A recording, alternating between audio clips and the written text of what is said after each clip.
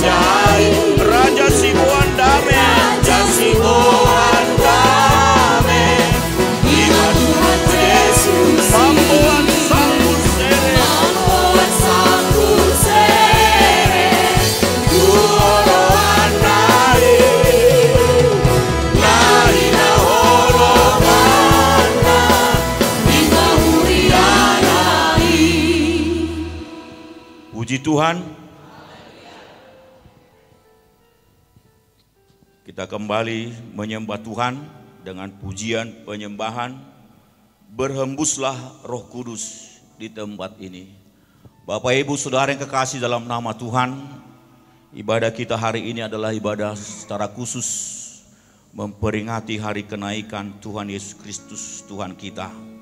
Oleh sebab itu, tetap kita mempersiapkan hati kita,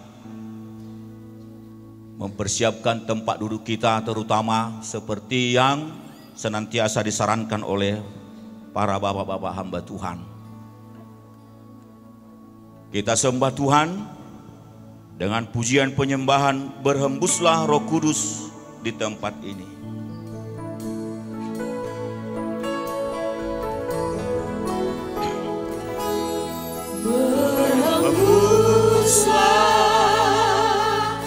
Roh Kudus di tempat ini. Berhembuslah Roh Kudus, berhembuslah Roh Kudus dengan kuasa. Pulihkanlah gerejamu,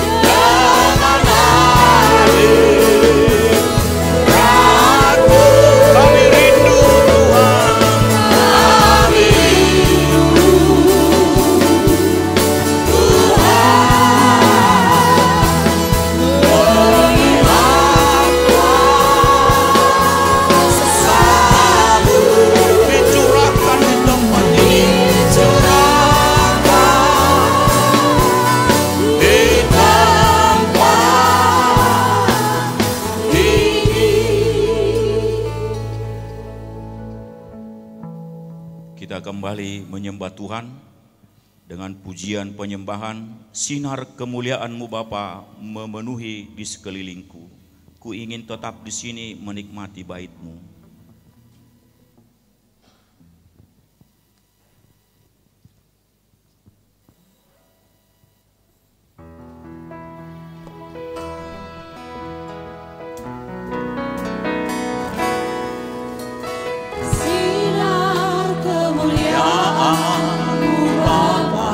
Memenuhi di sekelilingku, memenuhi di sekelilingku. Ku rasakan hadirat-Mu, hadirat-Mu. Kau tenggelamkan jiwaku, ingin tetap tinggal bersama-Mu, tinggal bersama. Sinar kemuliaan-Mu Bapa.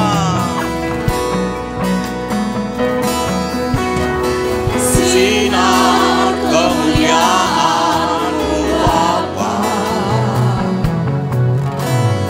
memenuhi di sekelilingku. Ku rasakan hadirat-Mu, hadirat-Mu. Kau tenggelamkan jiwaku, ingin tetap tinggal bersama, tinggal bersama. Ku ingin tetap di sini menikmati bait-Mu. Ku ingin tetap di sini menikmati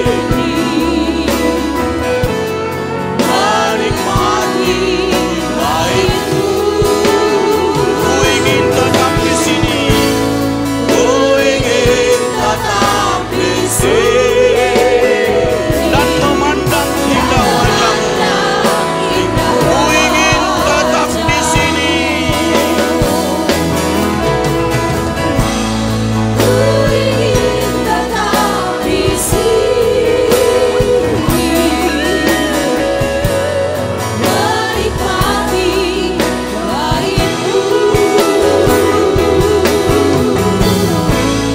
Ku ingin tetap di sini. Dan memandang indah wajah-Mu, indah wajah-Mu. Puji Tuhan. Kita akan memulai ibadah kita pada saat pagi hari ini. Ibadah kita adalah ibadah yang secara khusus kita mau persembahkan kepada Tuhan, di mana hari ini adalah hari kenaikan Tuhan Yesus Kristus Tuhan kita. Saya akan bacakan Bapak hamba Tuhan yang akan ambil bagian di dalam pelayanan ibadah kita pada saat pagi hari ini. Nanti kita akan berdoa dipimpin oleh Bapak Guru Manaseh Hutapea. Dan sebelum kita mendengarkan firman Tuhan, kita akan berdoa dipimpin oleh Bapak Guru Mengido Setinjak. Dan firman Tuhan yang akan dilayani oleh Bapak Pendeta kita, yaitu Bapak Pendeta Malber Rumapea. Saya undang kita bangkit berdiri. Sebelum kita masuk ke dalam doa pembukaan kita, saya akan mengundang kita untuk menyanyikan satu pujian penyembahan dengan sungguh-sungguh. Curahkan Tuhanku hujan roh-Mu, basahilah sekarang tanah gersang. Kita sembah Tuhan dengan pujian kita. Kita muliakan Dia. Kita undang hadirat-Nya hadir bersama-sama dengan kita.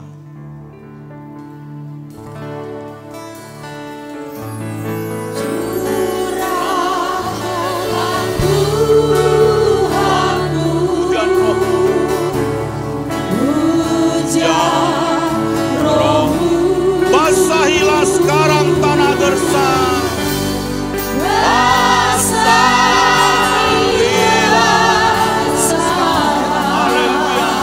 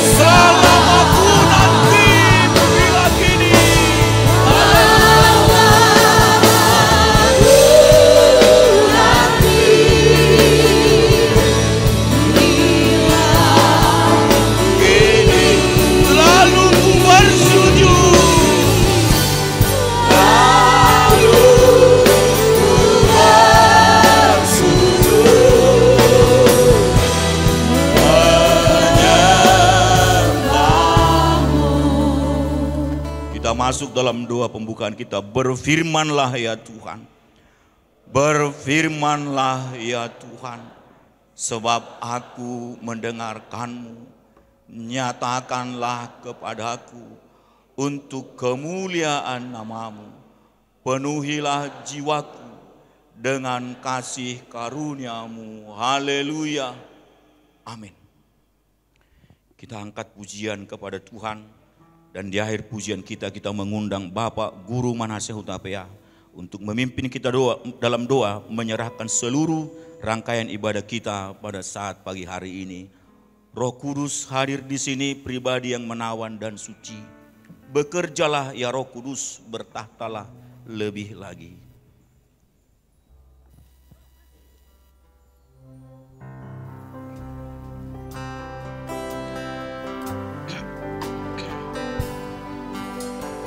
Roh Kudus hadir di sini, pribadi yang menawan dan suci. Ku rindu mendekat, mengerti hati. Rindu mendekat, mengerti hatiku. Berjalan dalam kehendak-Mu. Roh Kudus manis dan lembut.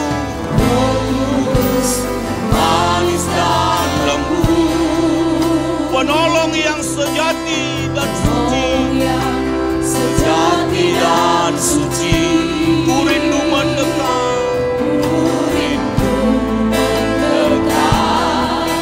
Mengerti hati-Mu. Jalan dengan kuasa. Bekerjalah ya Roh Kudus. Mari sembah Tuhan. Mari kita ulurkan tangan kita. Kita undang hadirat Allah. Kita undang Roh Kudus yang memenuhi segenap kehidupan kita. Haleluya.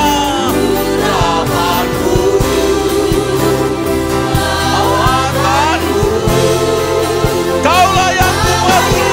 Haleluya. Kau yang terutama. Haleluya.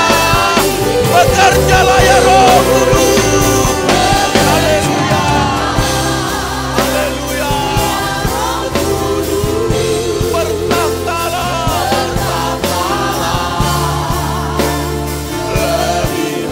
Urapan-Mu.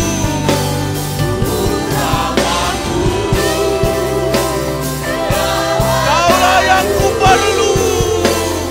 Kaulah yang kuperlu.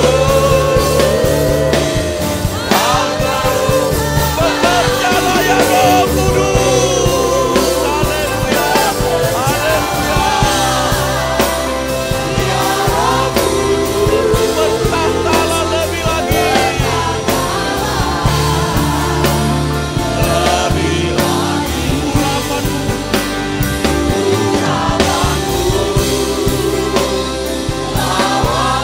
Kaulah yang kuperlu.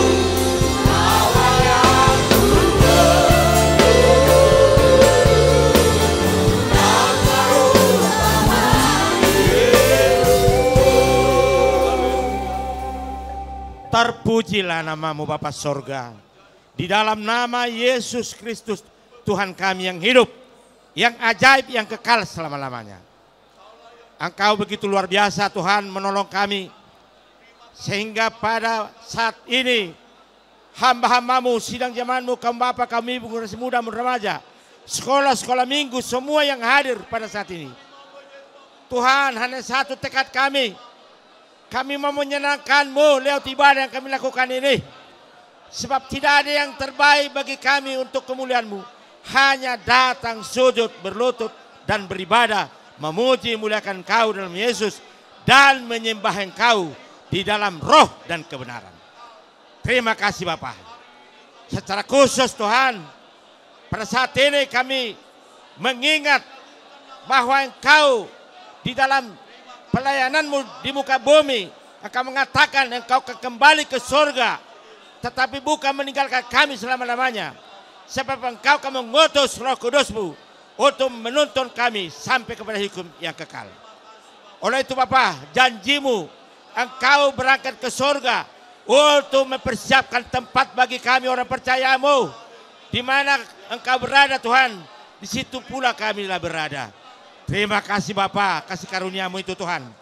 Kami bersyukur mempunyai yaitu Tuhan Yesus Kristus yang sudah menyelenggarakan itu untuk kehidupan kami. Oleh itu Bapa, semua yang hadir, para pemusik, para singer, para hamba-Mu yang bertugas, bahkan semua hadirat Allah akan mengalir pada hari ini kepada semua yang hadir. Supaya kami imani Engkau berada di tengah-tengah kami, di hati kami, di tubuh roh jiwa kami. Engkau akan berkarya membuat kami bersuka cita, memuji muliakan Kau dan Yesus, dan menyembah Engkau di dalam roh dan kebenaran. Oleh itu, berikanlah kekuatan baru ke dalam hidup kami, di dalam roh tubuh jiwa kami ini. Tepuk tangan, sorak-sorai, puji-pujian kami, dan kolektif persembahan, dan semua persembahan, biarlah bagi Tuhan saja kemuliaan. Terima kasih Bapa. Ada roh-roh jahat yang tidak bisa tinggal diam apabila kami bersuka cita, yaitu roh jahat, si iblis, yaitu yang mencoba-coba mengganggu ibadah ini. Sebab dia takut kalau kami mengusir dia dalam Yesus, dia akan pergi. Sebab kami sudah keikat Kau Tuhan dengan Tuhan Yesus Kristus. Mengendalikan nama Tuhan Yesus, kami usir, kami lemparkan tubuh itu dalam. Berkarya Roh Kudus, pimpinlah ibadah ini dari awal pertengahan sampai akhir. Terpuji, termulia Engkau Bapa. Kepadamu ibadah ini dari awal, pertengahan, sampai berakhir. Engkau berkuasa, membuat tidak ada satupun yang terhilang dari hadirat-Mu pada hari ini. Terima kasih Bapa. Kepadamu lah pujian hormat kekal selama-lamanya. Hanya di dalam nama Tuhan Yesus Kristus kami sudah berdoa dan mengucap syukur. Haleluya. Amin.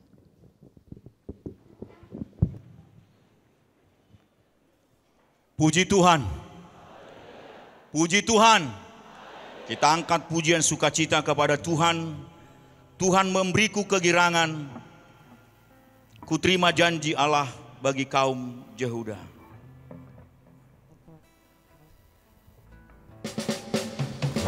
Haleluya.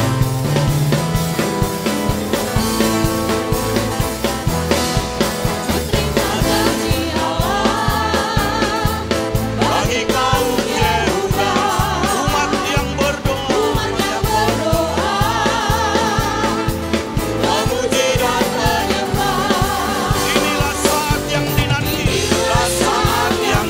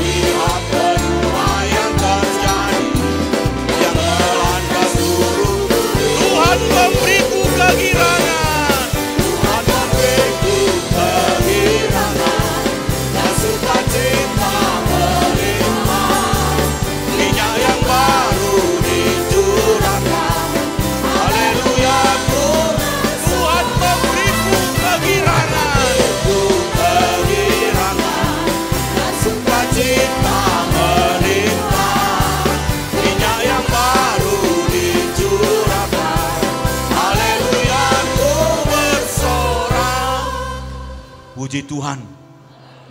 Kita akan mendengarkan persembahan pujian secara khusus dari muda-mudi remaja dan persembahan pujian kaum ibu.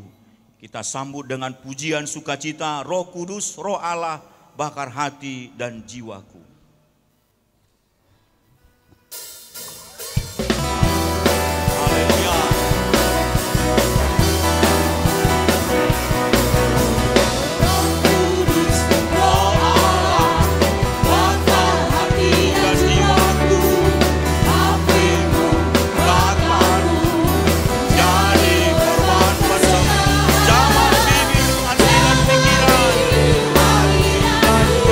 Pikiran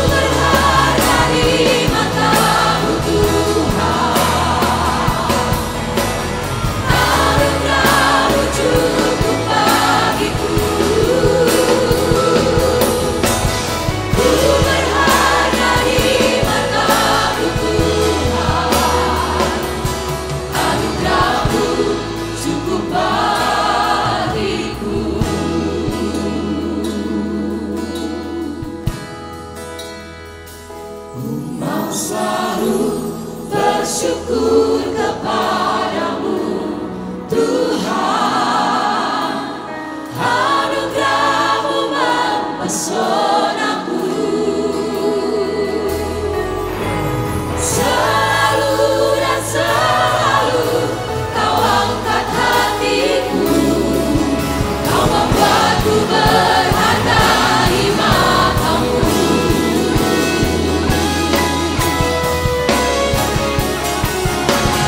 Kau selalu bersyukur kepadamu Tuhan, anugerah-Mu mempesonaku. Selalu dan selalu Kau angkat hatiku, Kau membuatku berharga di mata-Mu. Kau membuatku berharga di mata-Mu. Kau membuatku berharga di mata-Mu. Puji Tuhan.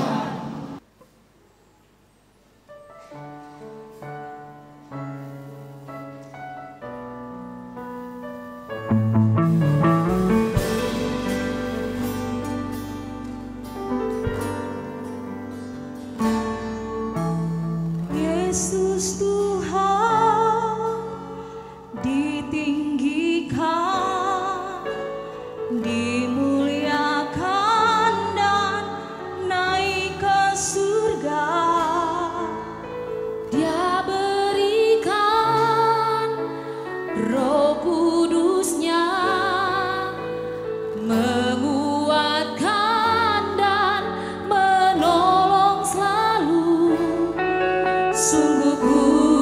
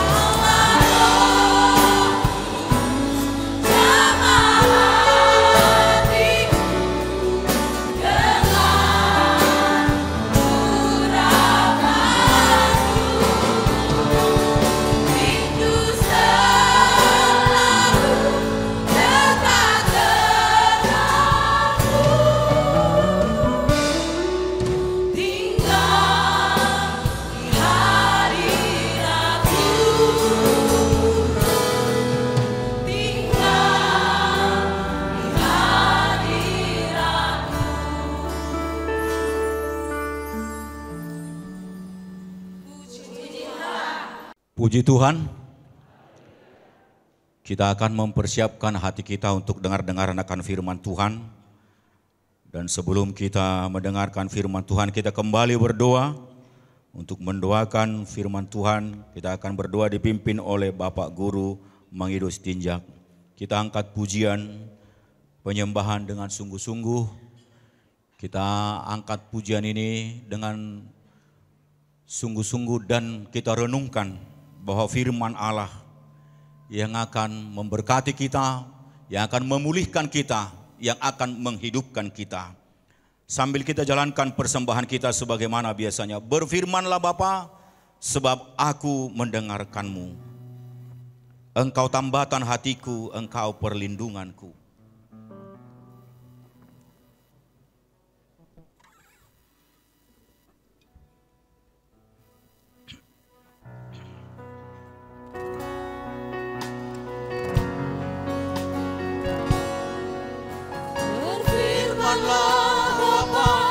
Sebab aku mendengarkanmu, Nyatakan padamu kemuliaan, penuhilah jiwaku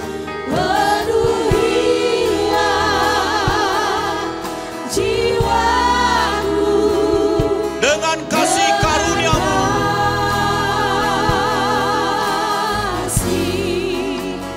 Karunia damai sejahtera dari Allah Bapa.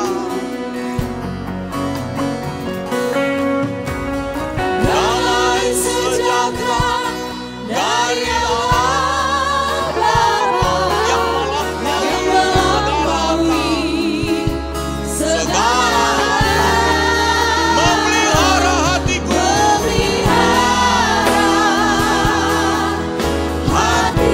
pikiranku dalam Kristus.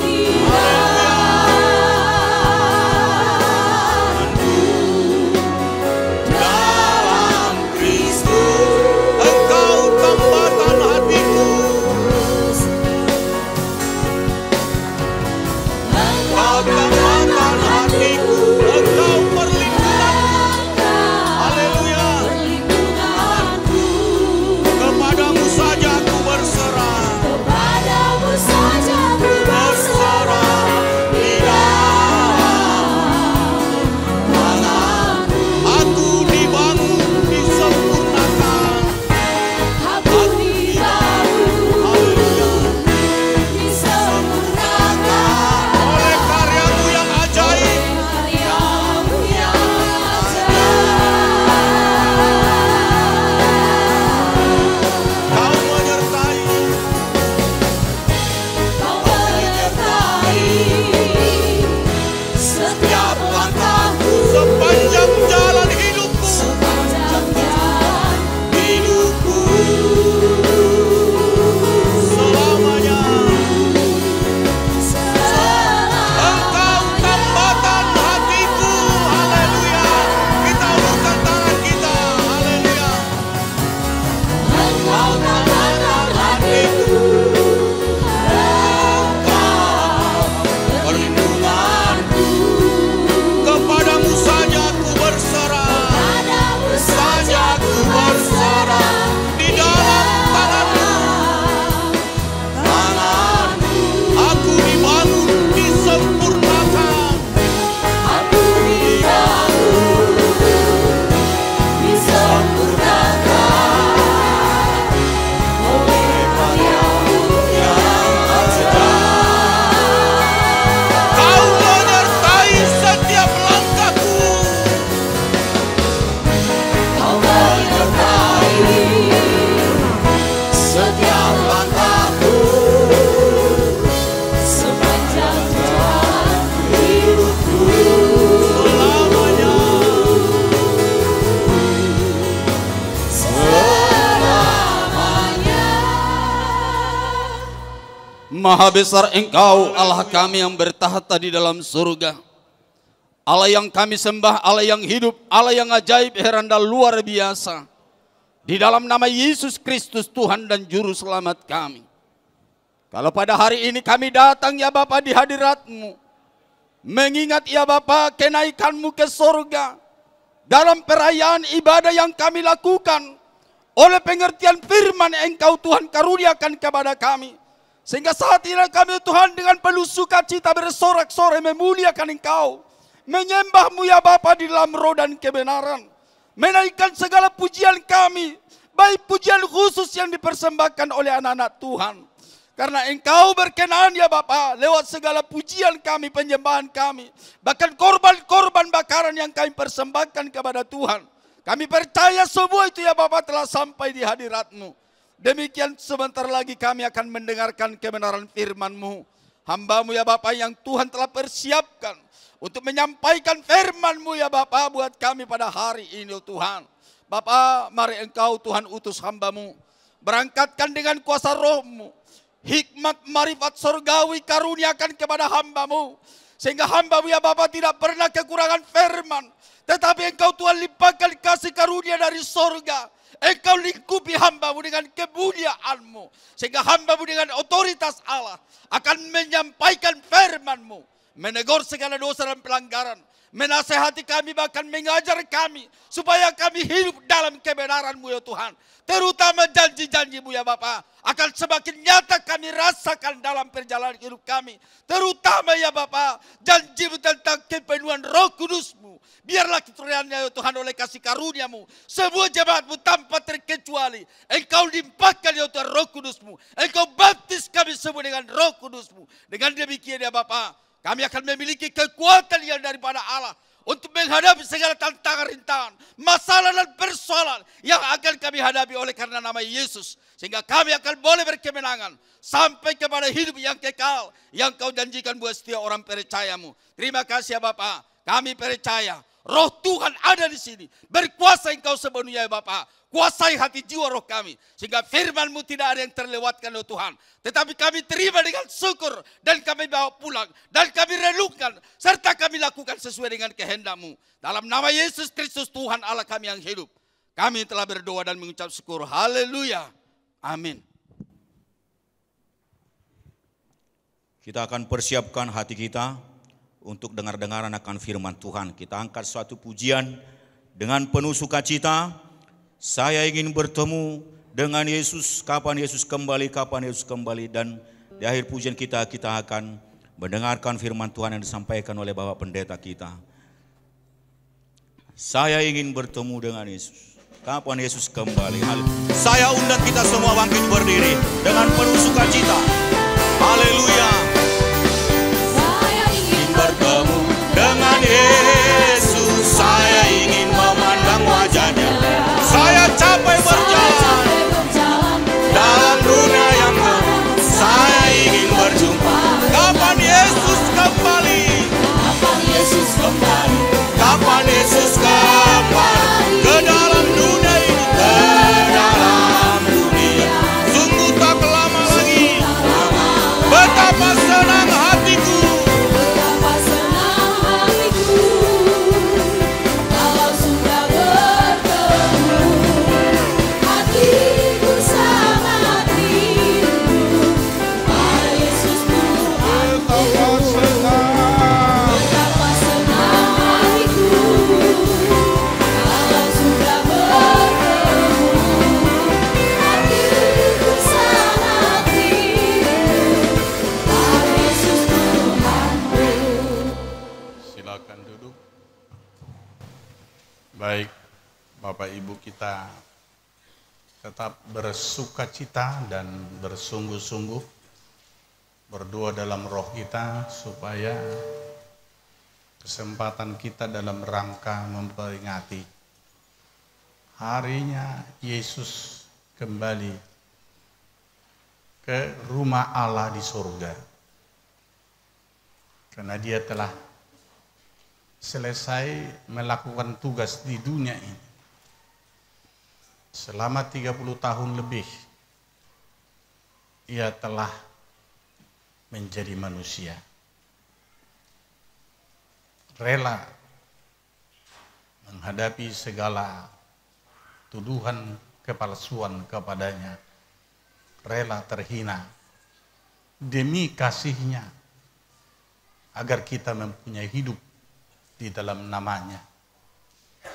Oleh itu saudaraku, sangat bangga kita memiliki Yesus yang datang dari surga menjelma menjadi manusia lewat kandungan Maria dan lahir sebagai orang yang kudus, orang yang dimuliakan baik oleh malaikat, para orang Majus, para gembala, bahkan istana Herodes gempar mendengar ada seorang bayi yang baru lahir. Disangka orang Majus, Herodes ini tahu bahwa kalau seorang raja lahir tentu akan diketahui oleh raja. Tetapi sama sekali karena Yesus lahir sebagai Raja Surga, Raja Rohani, bukan Raja Dunia.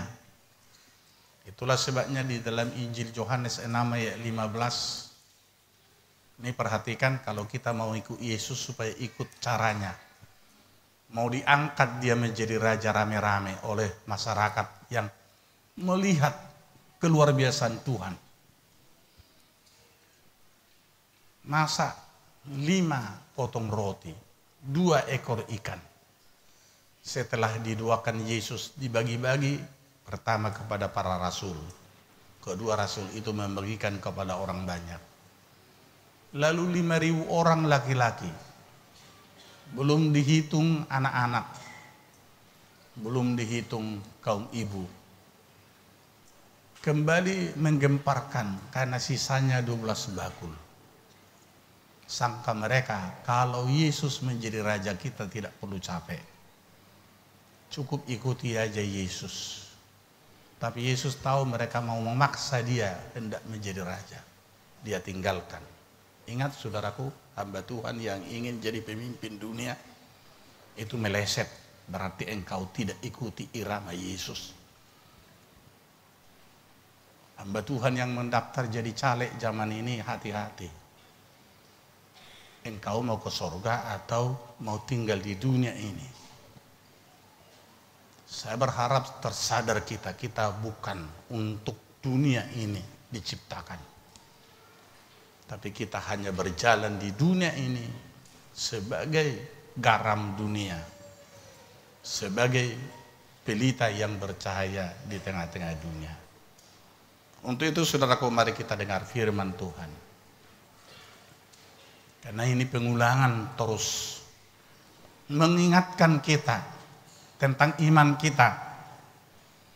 Dahsyatnya Yesus ini dari sejak di kandungan Maria, bahkan sebelumnya para nabi telah menubuatkan kelahiran Mesias Allah ini. Kita baca mulai ayat 6 sampai ayat 11. Perikopnya di sini, Yesus terangkat ke surga. Kita baca 2:1. Maka bertanyalah mereka yang berkumpul di situ, Tuhan, maukah engkau pada masa ini memulihkan kerajaan bagi Israel? Jawabnya, engkau tidak perlu mengetahui masa dan waktu yang ditetapkan Bapa sendiri menurut kuasanya. Tetapi kamu akan menerima kuasa kalau Roh Kudus turun ke atas kamu, dan kamu akan menjadi saksiku di Yerusalem dan di seluruh Judea dan Samaria dan sampai ke ujung bumi. Sesudah ia mengatakan demikian, terangkatlah ia disaksikan oleh mereka, dan awan menutupnya dari pandangan mereka. Ketika mereka sedang menatap ke langit waktu ia naik itu, tiba-tiba berdirilah 2 orang berpakaian putih dekat mereka dan berkata kepada mereka, "Hai orang-orang Galilea, mengapakah kamu berdiri melihat ke langit? Yesus ini yang terangkat ke surga meninggalkan kamu akan datang kembali dengan cara yang sama seperti kamu melihat dia naik ke surga." Puji Tuhan. Puji Tuhan. Saudaraku, 500 orang yang menghantarkan Yesus waktu itu di atas gunung yang bernama Gunung Zaitun. Setelah Yesus berbicara kepada mereka tentang ayat 8 ini, tetapi kamu akan menerima kuasa kalau Roh Kudus turun ke atas kamu, dan kamu akan menjadi saksiku di Yerusalem dan di seluruh Judea dan Samaria dan sampai ke ujung bumi. Sesudah ia mengatakan demikian, terangkatlah ia. Mereka tidak menduga, karena waktu itu mereka tidak tahu apa yang dimaksud Yesus mau kembali ke rumah Bapaknya, seperti apa. Lalu mereka lihat seperti burung Raja Wali, dia terbang. Wah, ini baru pertama sekali kami melihat manusia terbang, pikir mereka. Aneh ini. Mereka lihat kok sampai ke langit dan tidak kelihatan lagi. Mereka kagum dan mata mereka terus memandang. Ada 500 orang saksi. Sehingga mereka kemudian sangat heran. Karena ternyata yang kita ikuti yaitu Yesus itu memang datangnya dari surga. Tapi kemudian sesudah selesai dia melakukan tugas penginjilan. Ia kembali kepada Bapaknya di surga. Lalu kemudian tiba-tiba turun 2 malaikat. Ayat 10 saya bacakan. Ketika mereka sedang menatap ke langit waktu ia naik itu, tiba-tiba berdirilah 2 orang yang berpakaian putih dekat mereka. Dikatakannya dan berkata kepada mereka, hai orang-orang Galilea, mengapakah kamu berdiri melihat ke langit? Yesus ini yang terangkat ke sorga meninggalkan kamu akan datang kembali dengan cara yang sama seperti kamu melihat dia naik ke surga. Itulah kalau setiap 2 penutupan kita selalu saya titipkan supaya kami setia ataupun diberkati Tuhan, digembalakan Tuhan sampai Tuhan datang kembali menjemput orang yang percaya kepadanya pada kedatangannya yang kedua kali. Karena Yesus akan datang kembali. Seperti apa dia datang? Saudaraku dalam Tuhan telah dijelaskan di dalam Matius pasal 24. Seperti apa dia datang. Namun sebelum sampai kita ke sana, tentang orang naik ke surga sudah ada cerita di dalam Perjanjian Lama. Namun para murid ini belum mengerti, bahkan waktu Yesus bangkit dari antara orang mati, dikasih tahu pun kepada mereka oleh Maria Magdalena pertama sekali yang bertemu dengan malaikat Tuhan dan bertemu Tuhan, menjelaskan bahwa Yesus itu telah bangkit. Mereka semua tidak percaya. Bahkan saudaraku, waktu mereka ada dalam satu rumah yang besar, Yesus tiba-tiba datang waktu malam. Ditunjukkannya tangannya, ditunjukkannya lambungnya yang berlubang itu. Mengatakan bahwa aku telah bangkit. Tapi waktu itu Thomas tidak ada di sana. Lalu dikasih tahu sama Thomas, kami telah melihat Yesus bangkit. Tetapi di dalam Markus 16 itu Thomas berkata, aku belum percaya sebelum aku mencucukkan jariku ke telapak kaki tangannya maupun ke lambungnya. Aku belum percaya. 8 hari kemudian sesudah itu Yesus datang. Thomas langsung kemudian berkata kepada Thomas, cucukkanlah jarimu, telunjukmu ke tanganku yang berlubang ini, ke lambungku yang berlubang ini. Thomas langsung menjawab, Tuhanku dan Allahku. Karena engkau telah melihat aku, maka engkau percaya. Berbahagialah orang yang percaya kalaupun tidak melihat. Jadi saudaraku, firman harus didengarkan dan dipercayai kalaupun mata kita tidak melihat, seperti apa yang dikatakan oleh Tuhan kepada Abraham, bahwa seperti bintang di langit dan seperti pasir di tepi pantai, akan demikian nanti keturunanmu di dunia ini yang akan mewarisi tanah Kanaan. Saudaraku dalam Tuhan, Abraham yakin, kalaupun itu sangat jauh, matanya sendiri tidak melihat, tetapi dia yakin, hatinya yaitu betul-betul percaya. Itulah yang disebut beriman. Jadi hati kita yang utama percaya, bukan harus melihat dulu baru percaya. Karena kadang-kadang anehnya, banyak orang, sebelum kulihat mujizat itu ataupun sebelum aku sendiri merasakan, aku belum percaya. Lalu selamanya dia tidak percaya. Sulit ditembus hatinya. Inilah orang yang sulit diajari dengan firman. Saya berharap saudaraku, hari ini kita bangga mengulangi, memuliakan Tuhan, memuji Tuhan atas kuasa-Nya yang besar. Kalau di dalam Kejadian pasal yang kelima, mari kita kepada Kejadian pasal yang kelima, bahwa di sini sudah ada pengangkatan manusia ke surga, tetapi belum ada yang menyaksikan. Hanya catatan waktu itu dari keluarganya, bahwa Henokh diangkat oleh Tuhan Allah ke surga karena pergaulannya dengan sepenuh hati.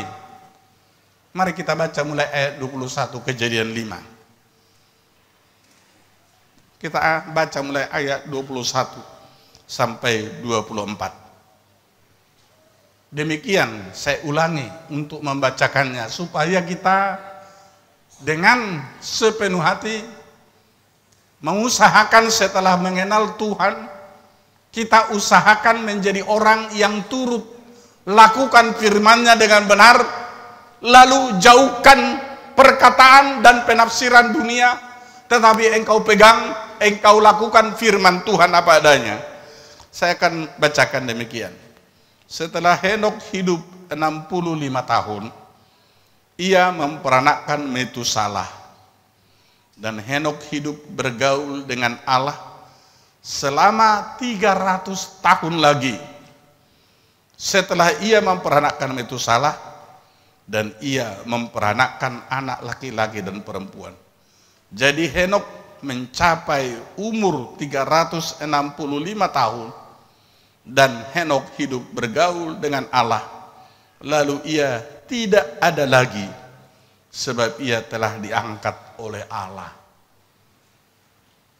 Saudaraku, orang yang dilihat seperti Henokh tidak perlu lagi menderita di dunia ini. Karena begitu setia dia kepada Tuhan Allah setelah bergaul mulai umur 65 tahun disebut di sini. Dan pergaulannya bukan hanya 5 tahun, tetapi disebut di sini 300 tahun. Sangat dahsyat ketaatan Henokh itu. Lalu Tuhan Allah melihat orang seperti ini tidak perlu lagi menderita dalam dunia. Ada tantangan, ada kesukaran, ada berbagai situasi yang pahit. Tidak perlu lagi dia hadapi, diangkat dia. Artinya orang ini sudah sangat taat, sudah sangat setia dilihat Tuhan, dia layak menjadi warga surga, diangkat. Bagaimana dengan kita? Pernahkah kita bertekad menjadi yang paling setia kepada firman Tuhan? Pernahkah kita menginginkan ketaatan sepenuh kepada Tuhan? Di dalam 2 Timotius pasal yang keempat.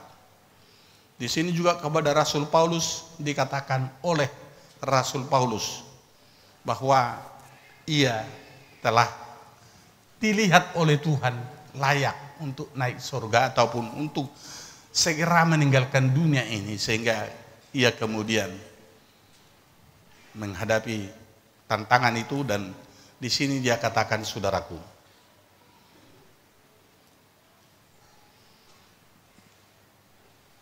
2 Timotius 4. Ini pengulangan-pengulangan saja supaya kita tahu bahwa orang yang sudah selesai melakukan tugas dengan baik tetap akan segera diselesaikan dari dunia ini. Jadi ada kadang-kadang kematian seseorang karena salehnya sehingga orang katakan, "Oh, kok cepat amat dia ini meninggal." Tetapi ada kadang-kadang karena kesalahannya. Itu juga seperti pada zaman Musa. Sekitar 600.000 orang meninggal di perjalanan sepanjang 40 tahun itu. Sampai kemudian mereka tiba di seberang Yordan, maka tidak ada lagi pemberontak seperti yang telah meninggal itu. Yang tinggal regenerasi ataupun generasi yang telah lahir di perjalanan. Saya akan ajak kita membaca 2 Timotius 4 ayat 6 mulai sampai 8. 2:1. Mengenai diriku, arahku sudah mulai dicurahkan sebagai persembahan dan saat kematianku sudah dekat. Aku telah mengakhiri pertandingan yang baik, aku telah mencapai garis akhir, dan aku telah memelihara iman. Sekarang telah tersedia bagiku mahkota kebenaran yang akan dikaruniakan kepadaku oleh Tuhan, hakim yang adil pada harinya. Tetapi bukan hanya kepadaku, melainkan juga kepada semua orang yang merindukan kedatangannya. Saudaraku, Paulus dikasih tahu, kau akan segera berakhir. Tidak ada lagi tugasmu. Selesai sudah. Pemberitaan Injil yang kau kerjakan.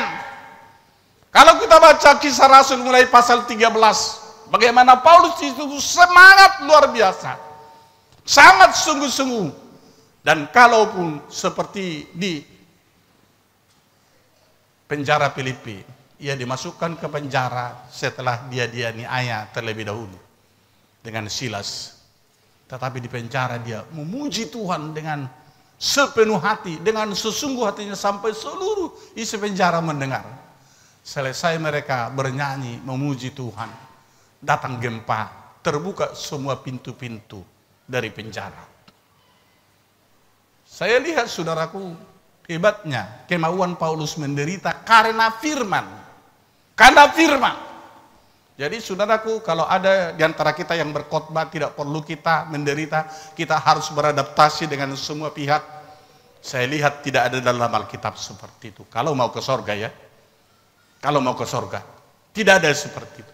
Tapi apa yang benar, benar, apa yang salah, salah. Jadi jangan ikuti penafsiran dunia ini yang ngaur, yang membawa kita kepada kemerosotan kerohanian.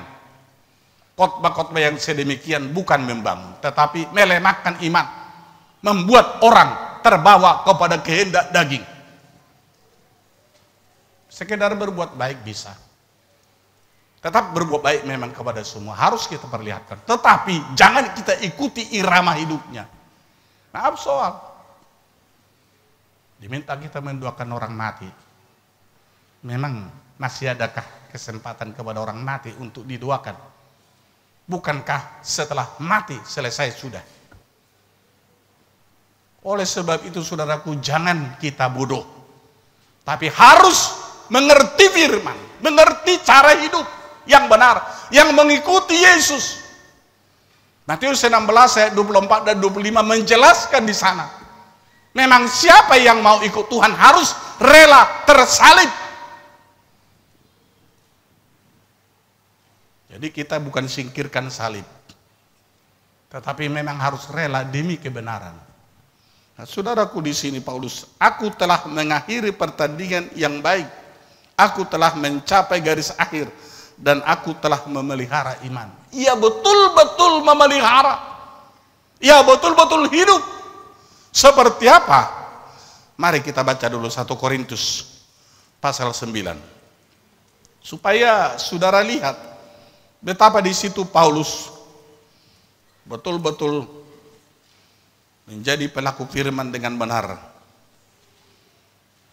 Saya persingkat saja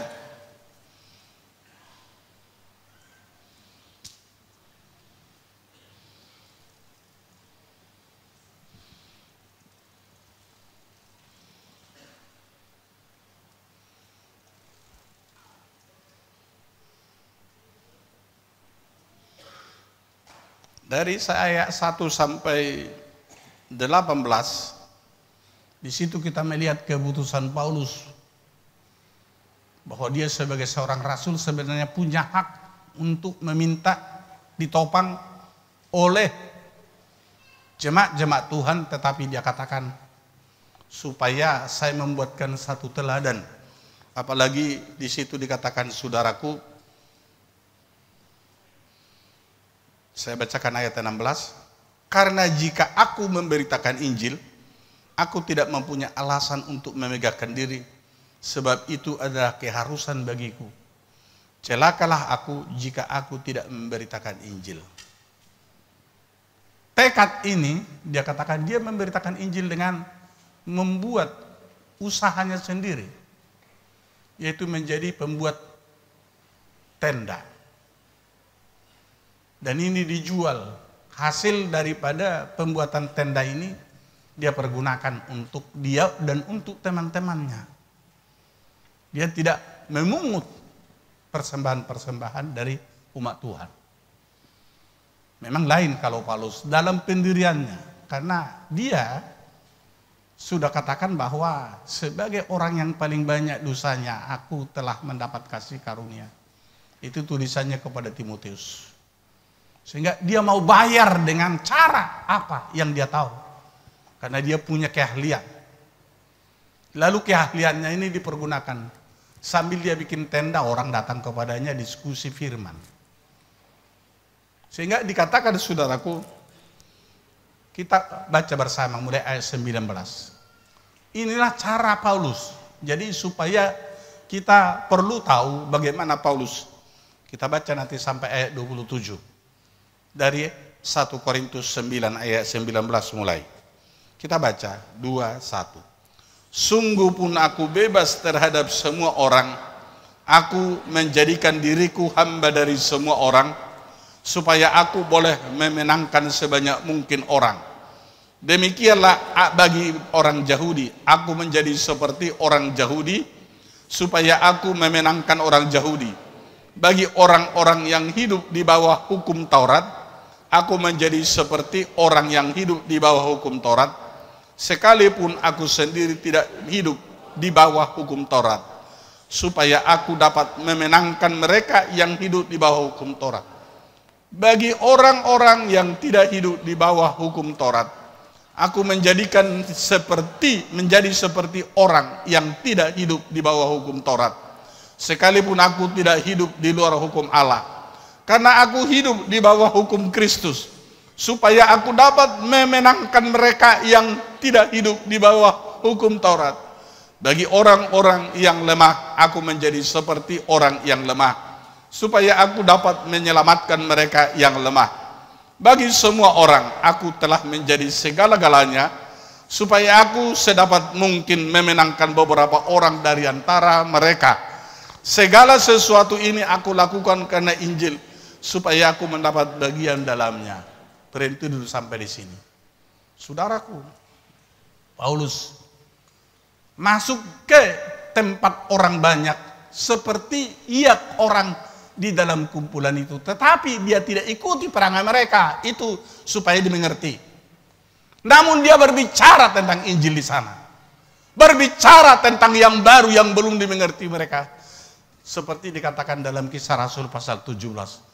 Kepada Allah yang tidak kalian kenal itulah yang kuperkenalkan sekarang. Hai kamu orang-orang Yunani, orang-orang Athena. Saudaraku, Paulus mampir umpama ke kedai tuak, bukan ikut minum tuak. Ini supaya saudara pahami. Tetapi dia duduk di sana memberitakan firman. Maksudnya dia kepada segala kelompok masyarakat mau masuk, asal orang mau dengarkan firman. Jadi seperti Tuhan Yesus masuk ke sinagoga, bukan dia diajar oleh para pemimpin Yahudi di sana, ia yang mengajar. Itu maksudnya. Supaya saudara pahami, kalau Yesus masuk ke sinagoga orang-orang Yahudi, di segala kota, di segala tempat, dia masuk ke sinagoga untuk mengajar orang Yahudi dengan cara firman yang benar. Begitupun Paulus mencontoh, sehingga ayat 23 ini berkata, segala sesuatu ini aku lakukan karena Injil, supaya aku mendapat bagian dalamnya. Jadi saudaraku, kita harus tahu dengan pengertian ini supaya jangan terbawa arus kepada pengertian dari dunia ini. Yang kadang-kadang, kalau kita masuk ke tengah-tengah mereka yang seperti ini, ya seperti itulah kita lakukan. Bukan. Ia menjelaskan apa yang akan membuat manusia hidup dalam hidup kekal. Ayat ke-24 dan sampai ke-27. Kita ulangi, kita baca bersama 2-1. Tidak tahukah kamu bahwa dalam gelanggang pertandingan semua peserta turut berlari, tetapi bahwa hanya satu orang saja yang mendapat hadiah? Karena itu larilah begitu rupa, sehingga kamu memperolehnya. Tiap-tiap orang yang turut mengambil bagian dalam pertandingan menguasai dirinya dalam segala hal. Mereka berbuat demikian untuk memperoleh suatu mahkota yang fana, tetapi kita untuk memperoleh suatu mahkota yang abadi. Sebab itu aku tidak berlari tanpa tujuan, dan aku bukan petinju yang sembarangan saja memukul, tetapi aku melatih tubuhku dan menguasainya seluruhnya, supaya sesudah memberitakan Injil kepada orang lain, jangan aku sendiri ditolak. Saudaraku, tegas di sini menguasai dirinya dalam segala hal, supaya sesudah memberitakan Injil kepada orang lain, jangan ada noda, jangan ada kesalahan, jangan ada penghalang baginya untuk kemudian dia menerima upah. Jelas di situ saudaraku, sehingga Tuhan lihat dia ini jujur, dia ini polos. Kau sudah perlu berakhir. Dikatakan sehingga dia tuliskan kepada Timotius. Lalu tentang Petrus, ini supaya dimulai dari Henok tadi, yang memang betul Tuhan tidak kehendaki, karena zamannya Henok orang hidup masih 900 tahun, seperti Metusala anaknya Henok itu hidup 969 tahun, dan ialah yang tertua, yang terlama pernah manusia di dalam dunia ini. Anaknya sendiri, anaknya Henok ini yaitu Metusala, hidup 969 tahun. Tetapi Henok dilihat 300 tahun sudah cukup umurmu di dunia ini, kau perlu beristirahat, menikmati sukacita, diangkat dia. Lalu kemudian kepada Paulus juga dikatakan, tidak perlu lagi terlalu lama kau menderita. Selesai sudah, karena engkau telah melakukan tugasmu dengan baik. Kepada Petrus juga dikatakan demikian. Mari kita baca 2 Petrus 1.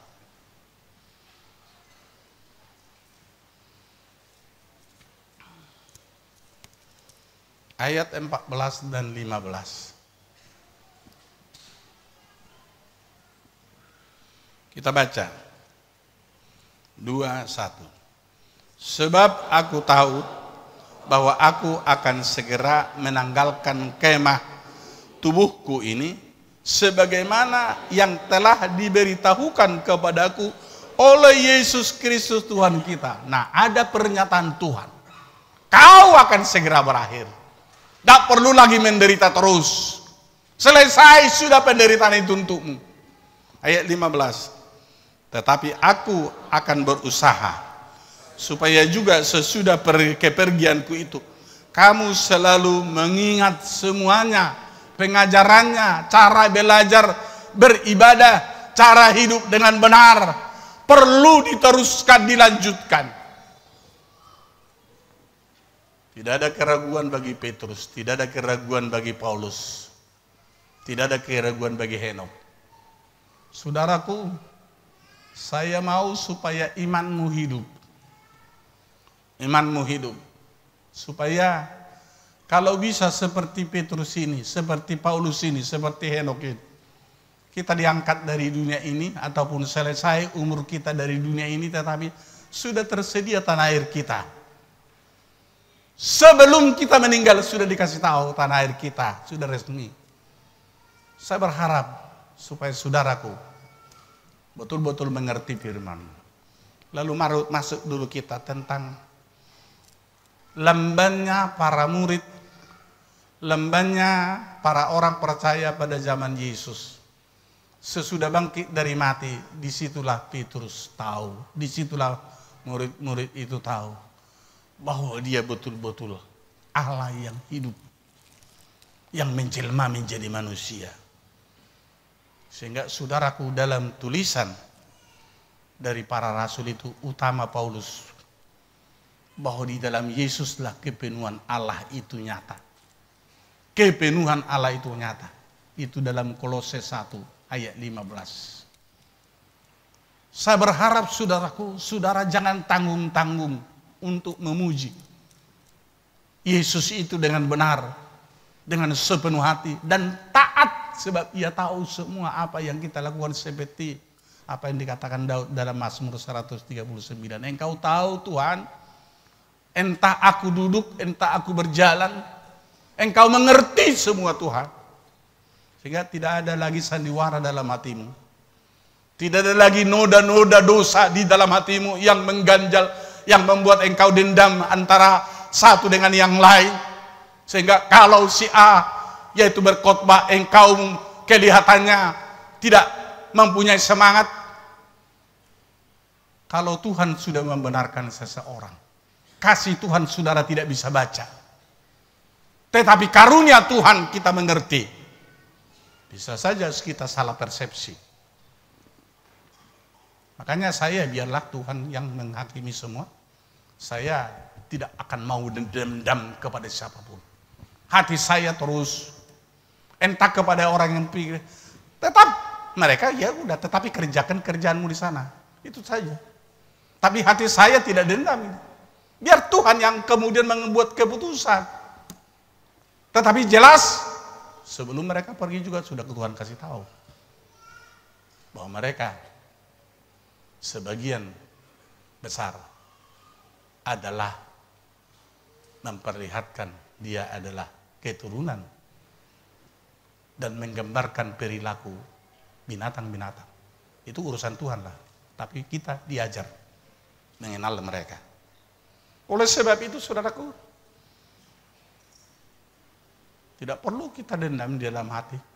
Tapi tidak mau mendengarkan mereka menjadi pengkhotbah. Ngapain? Karena mereka arahnya keinginan daging. Arahnya kehormatan daging. Orang yang hidup seperti itu tentu tidak tujuan ke sorga, tidak tekad ke sorga. Nah, kembali kepada dua raja-raja dulu. Bagaimana di sini Tuhan menjelaskan dengan Roh Kudus tentang terangkatnya Elia ke sorga. Supaya kita pun, saudaraku, mengerti pekerjaan Tuhan bahwa Roh Kuduslah yang membuat orang mengerti seluruh apa yang akan Tuhan lakukan kepada seseorang. Kalau ini agak panjang pembacaannya, ikuti saya ataupun mari kita membacanya mulai ayat 1 sampai ayat 18. Sebab perlu sekali kita mengerti. Seharusnya para murid tahu. Para murid tahu bahwa Elia pada zaman raja-raja telah terangkat ke surga. Karena Elia berkata, aku Tuhan tidak rela lagi tinggal dalam dunia ini.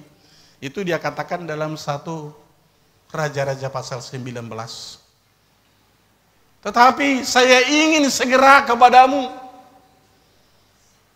Karena semua nabi-nabimu telah dibunuh oleh mereka, hanya aku seorang diri yang tinggal. Tapi Tuhan katakan, masih ada 7.000 orang lagi yang tidak pernah menyembah Baal dan tidak mengakuinya.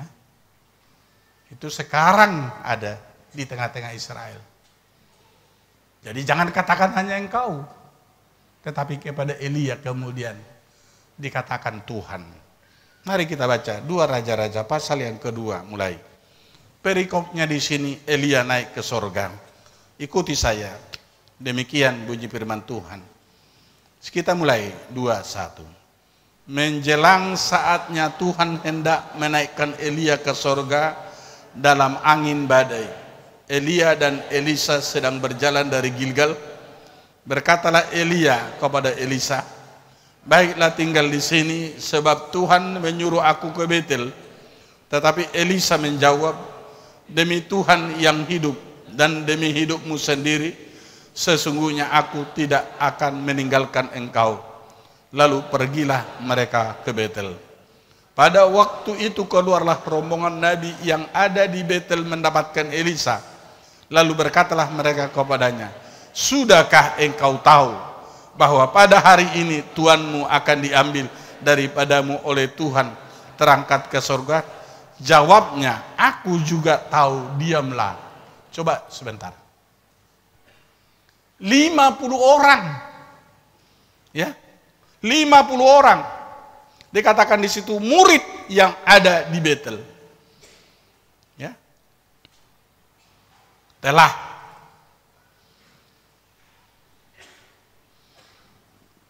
diberitahu Tuhan, Elia hari ini mau diangkat Tuhan ke surga. Itu tentu oleh Roh Allah dikasih tahu. Apakah engkau tahu itu, Elisa? Ya, Elisa tahu di sini. Jawabnya, aku juga tahu, diamlah. Berarti orang yang penuh dengan Roh Allah tetap mengerti apa-apa yang akan terjadi bagi pelayan Tuhan yang Tuhan urapi. Kita lanjutkan. Berkatalah Elia kepadanya, hai Elisa, baiklah tinggal di sini, sebab Tuhan menyuruh aku ke Jeriko.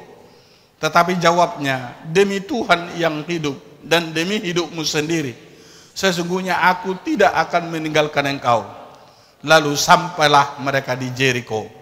Pada waktu itu mendekatlah rombongan Nabi yang ada di Jeriko kepada Elisa, serta berkata kepadanya, sudahkah engkau tahu bahwa pada hari ini Tuanmu akan diambil daripadamu oleh Tuhan, terangkat ke surga? Jawabnya, aku juga tahu, diamlah. Berkatalah Elia kepadanya, baiklah tinggal di sini, sebab Tuhan menyuruh aku ke sungai Yordan. Jawabnya, demi Tuhan yang hidup dan demi hidupmu sendiri, tinggal meninggalkan engkau. Lalu berjalanlah keduanya. Orang rombongannya Nabi itu ikut berjalan, tetapi mereka berdiri memandang dari jauh ketika keduanya berdiri di tepi sungai Yordan. Lalu Elia mengambil jubahnya, digulungnya, dipukulkannya ke atas air itu. Maka terbagilah air itu ke sebelah sini dan ke sebelah sana, sehingga menyeberanglah keduanya dengan berjalan di tanah yang kering. Dan sesudah mereka sampai di seberang, berkatalah Elia kepada Elisa, mintalah apa yang hendak kulakukan kepadamu sebelum aku terangkat daripadamu. Jawab Elisa, biarlah kiranya aku mendapat 2 bagian dari rohmu. Berkatalah Elia, yang kau minta itu adalah sukar, tetapi jika engkau dapat melihat aku terangkat daripadamu, akan terjadilah kepadamu seperti yang demikian, dan jika tidak, tidak akan terjadi. Sedang mereka berjalan terus sambil berkata-kata, tiba-tiba datanglah kereta berapi dengan kuda berapi, memisahkan keduanya. Lalu naiklah Elia ke sorga dalam angin badai. Ketika Elisa melihat itu, maka berteriaklah ia, Bapakku, Bapakku, kereta Israel dan orang-orangnya yang berkuda. Kemudian tidak dilihatnya lagi, lalu direnggutkannya pakaiannya dan dikoyakkannya menjadi 2 koyakan. Sesudah itu dipungutnya jubah Elia yang telah terjatuh. Lalu ia berjalan hendak pulang dan berdiri di tepi sungai Yordan. Ia mengambil jubah Elia yang telah terjatuh itu, dipukulkannya ke atas air itu sambil berseru, di manakah Tuhan Allah Elia? Ia memukul air itu, lalu terbagi di sebelah sini dan sebelah sana. Maka menyeberanglah Elisa.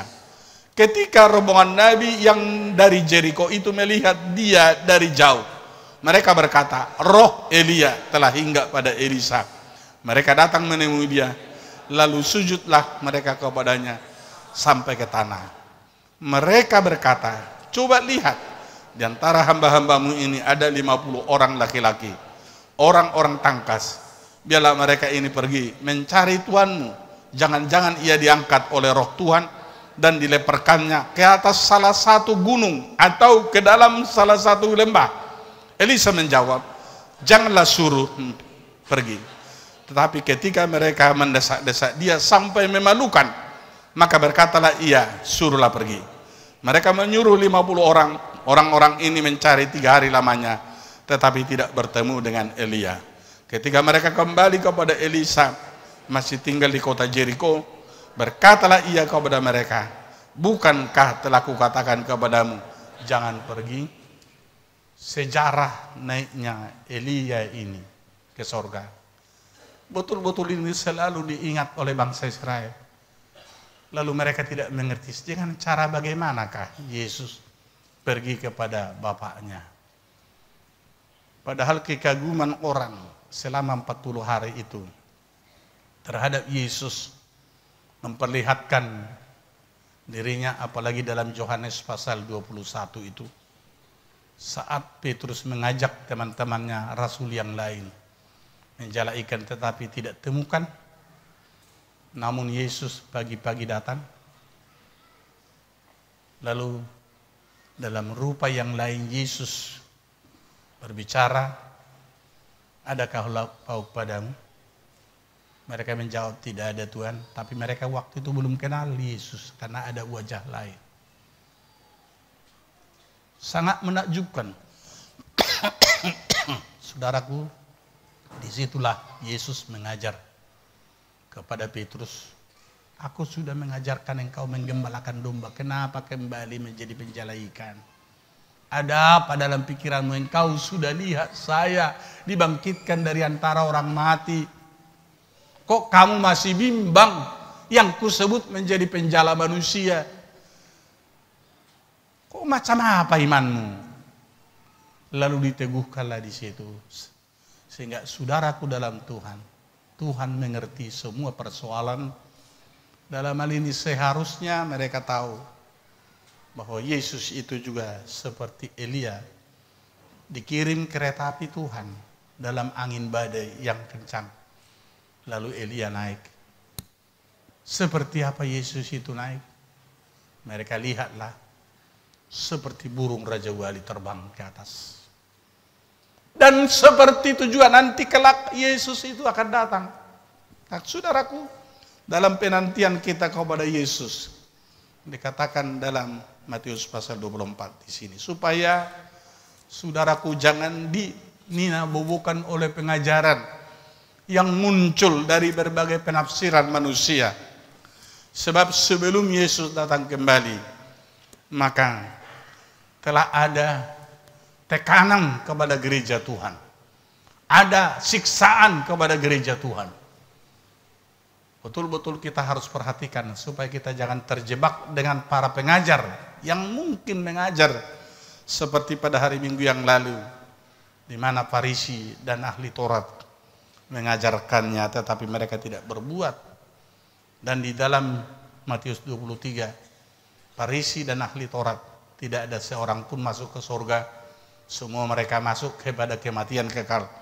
Oleh sebab itu saudaraku, mari dengan sepenuh hati dengarkan pengajaran dari orang yang diurapi Tuhan, dan ingat firman Tuhan begini berkata. Kita baca saja ayat 27. Matius pasal 24. Supaya siapapun mengajarmu. Sebab dikatakan di situ, atau kita baca dulu mulai ayat 23 sampai 26, lalu nanti kita berhenti sebentar. Saya akan jelaskan sebentar, lalu akan masuk kita kepada ayat 27. Kita baca mulai ayat 23 sampai 26, 21.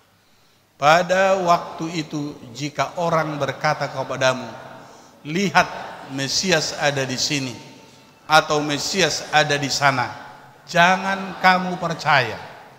Sebab Mesias-Mesias palsu dan nabi-nabi palsu akan muncul, dan mereka akan mengadakan tanda-tanda yang dahsyat dan mujizat-mujizat, sehingga sekiranya mungkin mereka menyesatkan orang-orang pilihan juga. Camkanlah, aku sudah menyatakannya terlebih dahulu kepadamu.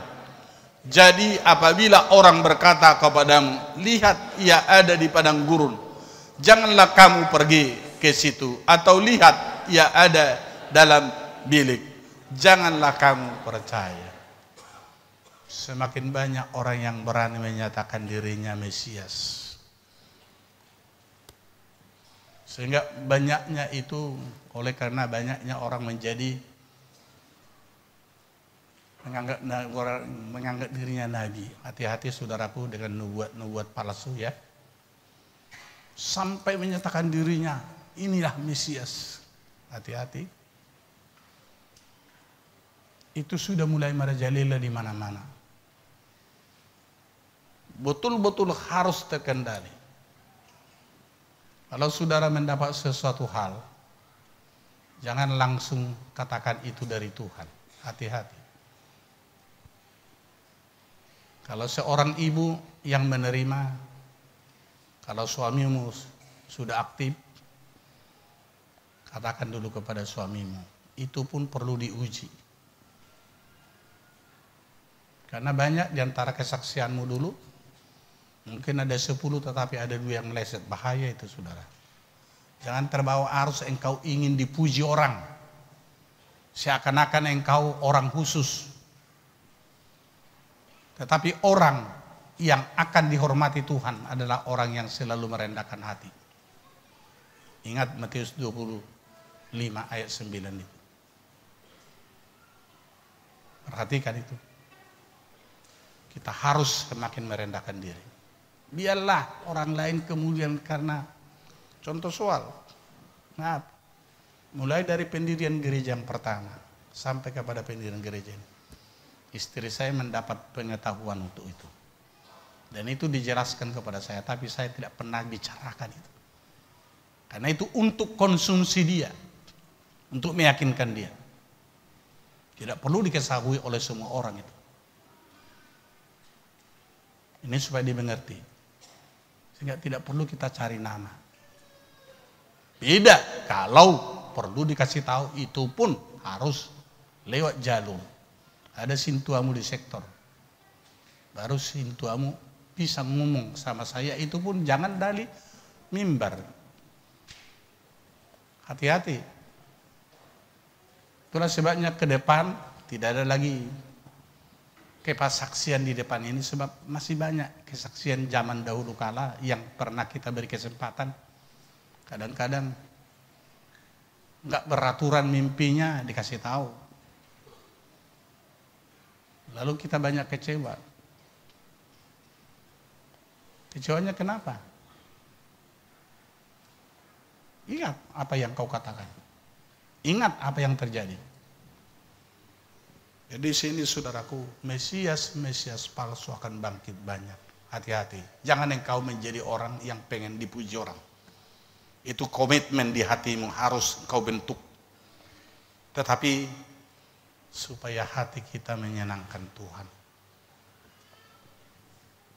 Lalu saudaraku, yang jelas seperti apa Yesus itu datang. Seperti apa Yesus itu datang. Mari kita baca ayat 27-nya. Kita baca bersama.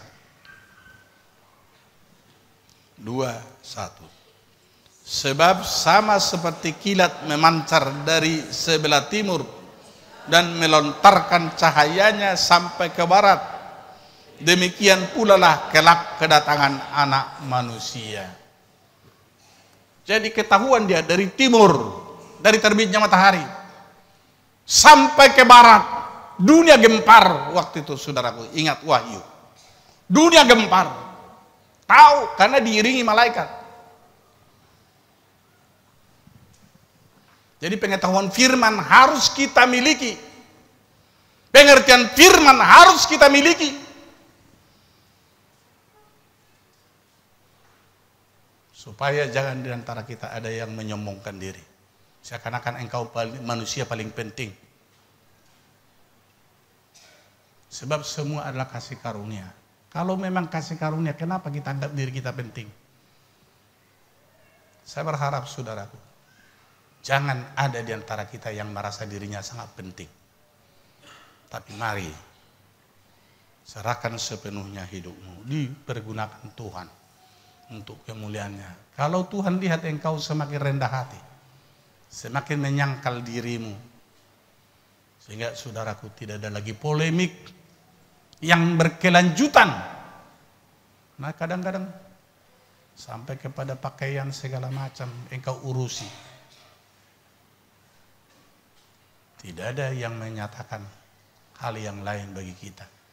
Tetapi urusan kita diajar Tuhan. Kita meninggalkan kedagingan kita, keinginan dunia kita, untuk sepenuhnya hidup dalam tuntunan Roh Allah. Hikmatnya Roh Allah perlu mengendalikan kita, membuat kita ada dalam sukacita Tuhan. Maka dengan ini saudaraku, Tuhanlah dipermuliakan dalam semua hari-hari hidup kita. Tuhanlah yang ditinggikan dalam semua kesempatan hidup kita. Bagi Tuhanlah kemuliaan. Tuhan akan datang. Tuhan akan datang, dan kedatangannya Matius 24 ayat 27. Dari timur ke barat diikuti para malaikat Tuhan. Ini supaya dunia tahu tentang kedatangan Tuhan yang kedua kali. Bagi Tuhanlah kemuliaan. Kita angkat pujian penyembahan kita kepada Tuhan.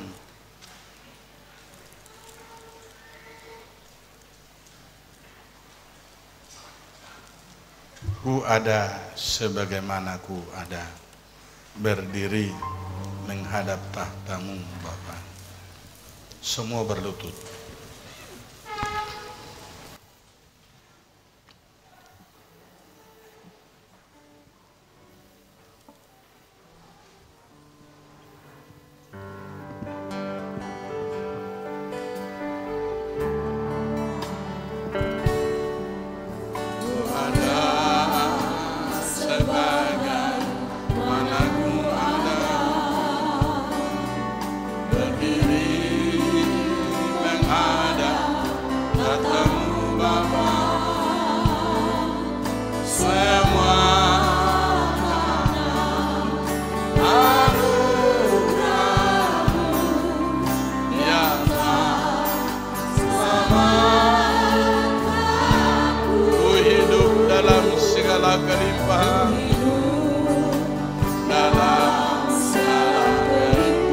Layak untuk melayani Tuhan, layak untuk melayani semua karena anugerah-Mu, semua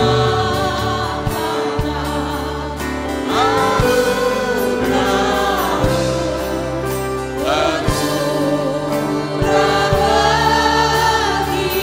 besar anugerah-Mu.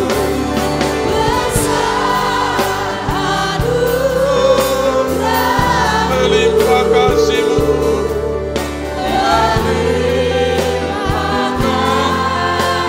semakin hari semakin bertambah, semakin hari semakin bertambah,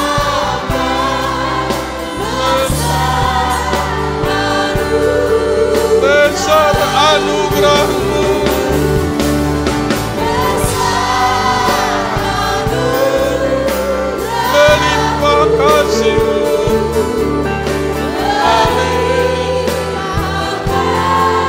Semakin hari semakin bertambah, semakin hari semakin bertambah,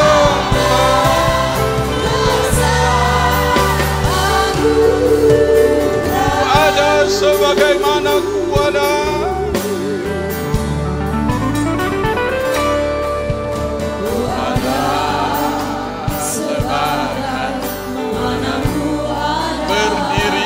Menghadap tahta-Mu Bapa, menghadap tahta-Mu Bapa, semua karena anugerah-Mu, anugerah-Mu yang tak selamatkan. Ku hidup dalam segala kelimpahan, dalam layak untuk melayani Tuhan.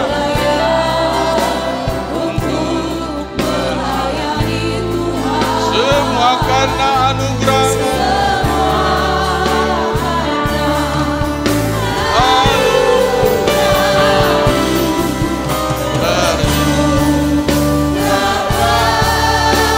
Besar anugerah-Mu.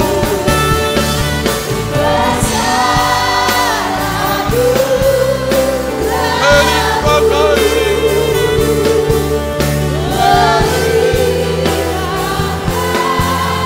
Semakin hari semakin bertambah.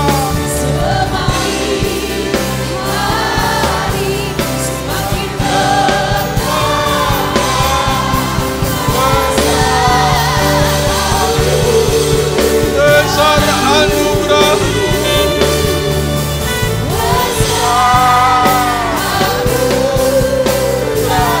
Melimpah kasih-Mu.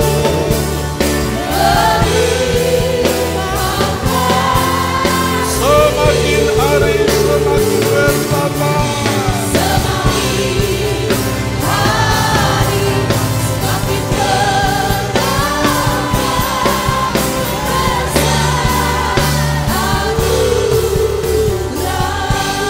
Bapa Surgawi, Allah yang Maha Besar yang telah mengasihani kami, kami bersyukur Tuhan di dalam hari peringatan kami tentang naiknya Engkau ke surga, ke rumah Bapa di surga, karena tugas pelayanan-Mu di dunia telah berakhir dengan baik, dan Engkau telah berikan nyawa-Mu Tuhan, dan Engkau tersalib di Golgota untuk menebus segala hutang dosa-dosa kami umat manusia.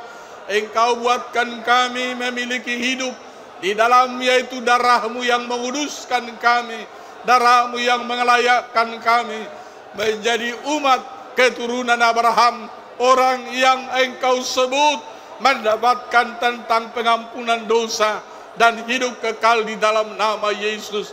Bapa surga, inilah kami yang Engkau himpunkan di tempat ini.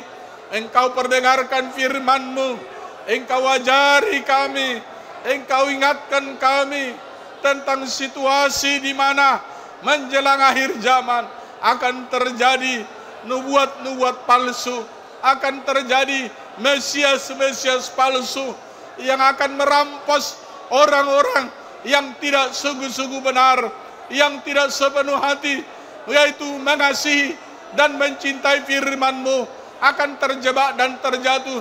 Tetapi kami umat-Mu Tuhan, tolonglah ajari kami untuk percaya sepenuh kepada firman-Mu, untuk hidup sepenuh kepada firman-Mu. Bekerja Engkau Tuhan, bertindak Engkau Tuhan, gembalakan kami, nyatakan kasih karunia-Mu. Bertindak Engkau Tuhan, mengasihani kami, memelihara kami, membuat kami Tuhan bijaksana dan memahami, mengenal apa yang dari Tuhan, seperti rombongan nabi-nabi pada zamannya Elia. Tuhan, Engkau angkat ke sorga, bagaimana mereka menyatakan kepada Elisa bahwa Engkau akan mengangkat Elia pada hari itu, dan mereka sebutkan, mereka ingatkan kepada Elisa. Lalu Elisa berkata, aku pun sudah tahu. Oleh itu Tuhan, kami mau kepenuhan Roh-Mu terus membimbing kami, dan curahkanlah Roh Kudus-Mu. Apalagi mulai nanti malam, kami akan mulai melakukan ibadah 10 malam. Dalam hal ini, kami sangat harapkan kuasa Tuhan. Kami sangat rindukan kepenuhan Roh Tuhan. Kasih karunia-Mu yang kami harapkan Tuhan bekerja, sehingga di dalam kemurahan-Mu yang sangat besar, kami Engkau bangun, kami Engkau bangkitkan sukacitanya, pengertiannya, hikmatnya. Lalu kami pun akan memilih apa yang daripada Tuhan, apa yang sesungguhnya Kau ajarkan bagi kami. Oh, terima kasih Bapa, terpujilah nama-Mu. Engkau maha dahsyat, Engkau maha kuasa, Engkau maha ajaib. Tuhanlah yang bertindak, Tuhanlah yang bekerja, sehingga di dalam perjalanan kami melihat kemuliaan Tuhan, kami menyaksikan keberkasaan Tuhan dalam perjalanan kami. Terima kasih Bapa, terpujilah namamu. Biarlah Tuhan memimpin kebaktian-kebaktian kami 10 malam berturut-turut Tuhan. Mulai nanti malam Tuhan hadirlah, bekerjalah Engkau, curahkanlah roh pengasihan-Mu di tengah-tengah sidang jemaat-Mu ini. Engkau kasihani kami, sebab daripadamu-lah kehidupan kami, daripadamu-lah kasih karunia. Tentang kami Engkau sebut anak-anak-Mu, orang percayamu. Sebab itu bertindak Engkau Bapa, bekerja Engkau Tuhan. Perlihatkanlah bahwa kami adalah milik kepunyaan-Mu sendiri, orang yang Kau rancangkan untuk diselamatkan dari angkatan yang jahat ini. Terima kasih Bapa, terpujilah namamu. Biarlah cuaca yang baik dan yaitu suhu yang normal, bukan seperti ini gerahnya Tuhan. Kami harapkan Engkau beri kepada kami, sehingga di dalam nama Tuhan Yesus Kristus kami melihat kemuliaan-Mu, kami menikmati sukacita-Mu, dan kami setelah terpanggil, terpelihara dan tekun menanti kedatangan-Mu dalam kesetiaan, dalam kesungguhan hati. Kami bertekad menjadi orang percaya yang akan disempurnakan oleh Tuhan dalam setiap hidup kami. Terpuji namamu Bapa, dalam namamu Yesus yang menjadi Tuhan dan Juru Selamat kami. Kami berdoa dan mengucap syukur. Haleluya. Mari kita masuk dalam doa kita bersama. Bapa kami dalam surga, dikuduskanlah namamu, datanglah kerajaan, jadilah kehendak-Mu. Berikanlah kami pada hari ini makanan kami yang secukupnya, dan ampunilah kami akan kesalahan kami, seperti kami mengampuni orang bersalah kepada kami. Dan jangan bawa kami dalam penjara, karena Engkau dan kuat dan kasih karunia dari Tuhan Yesus Kristus, kasih Allah Bapa dan persekutuan Roh Kudus memberkati, menggembalakan seluruh sidang jemaat Tuhan sampai Maranatha Tuhan Yesus datang kembali untuk kedua kalinya menjemput orang percayanya. Haleluya. Amin. Betapa baiknya Engkau Tuhan.